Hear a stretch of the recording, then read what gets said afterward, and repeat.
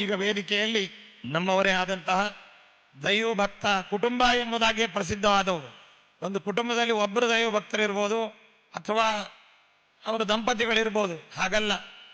ನಮ್ಮ ಮಣ್ಣಿನ ಮಗ ಎಂಬುದಾಗಿ ಪ್ರಸಿದ್ಧರಾಗಿ ನಮ್ಮ ರಾಜ್ಯದಲ್ಲಿ ಸಾಮಾನ್ಯ ಕುಟುಂಬದಲ್ಲಿ, ರೈತಾಪಿ ಕುಟುಂಬದಲ್ಲಿ ಹುಟ್ಟಿ ಒಳ್ಳೆಯ ಸಾಧನೆ, ಧರ್ಮಶ್ರದ್ಧೆ, ಅದೇ ರೀತಿಯಾಗಿ ದೇಶಪ್ರೇಮ, ಸಾಮಾಜಿಕವಾದಂತಹ ಕಳಕಳಿಯನ್ನು ಹೊಂದಿ ಒಬ್ಬ ವ್ಯಕ್ತಿ ಎಷ್ಟು ಉನ್ನತ ಸ್ಥಾನಕ್ಕೆ ಬರ್ತಾರೆ ಅನ್ನುವಂತಹ ಒಂದು ಉತ್ತಮ ಗುಣಗಳನ್ನು ಹೊಂದಿರತಕ್ಕಂತಹ ವ್ಯಕ್ತಿಗಳು ಉತ್ತಮ ಸ್ಥಾನಕ್ಕೆ ಬರ್ತಾರೆ ಅನ್ನಲಿಕ್ಕೆ ನಮ್ಮ ದೊಡ್ಡಗೌಡರು ದೇವೇಗೌಡರು, HD ದೇವೇಗೌಡರೇ ಅದಕ್ಕೆ ಒಂದು ದೃಷ್ಟಾಂತವಾಗಿ ನಾವು ಇಟ್ಕೊಳ್ಬಹುದು.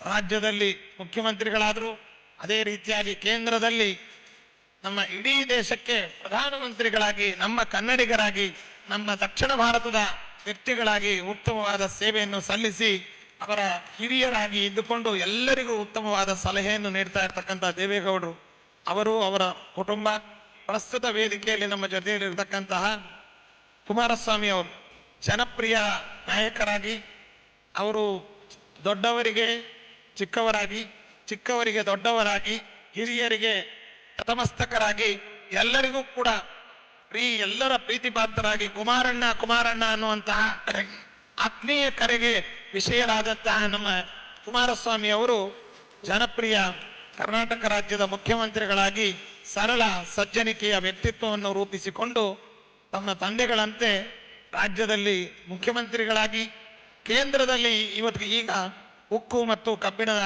ಇಲಾಖೆಯ ಮಂತ್ರಿಗಳಾಗಿ ಅವರು ಸೇವೆಯನ್ನು ಸಲ್ಲಿಸ್ತಾ ಇದ್ದಾರೆ. ಅವರು ಮತ್ತು ಅವರ ಕುಟುಂಬ ಎಲ್ಲರೂ ಕೂಡ ದೈವಭಕ್ತ ಕುಟುಂಬ. ಅಂತಹ ಕುಟುಂಬ ರಾಘವೇಂದ್ರ ಸ್ವಾಮಿಗಳವರ ಮಠದ ಅಂತರಂಗ ಭಕ್ತರವರೆಲ್ಲ, ಅವರಿಗೆ ವಿಶೇಷವಾಗಿ ಶ್ರೇಯಸ್ಸಾಗಬೇಕು.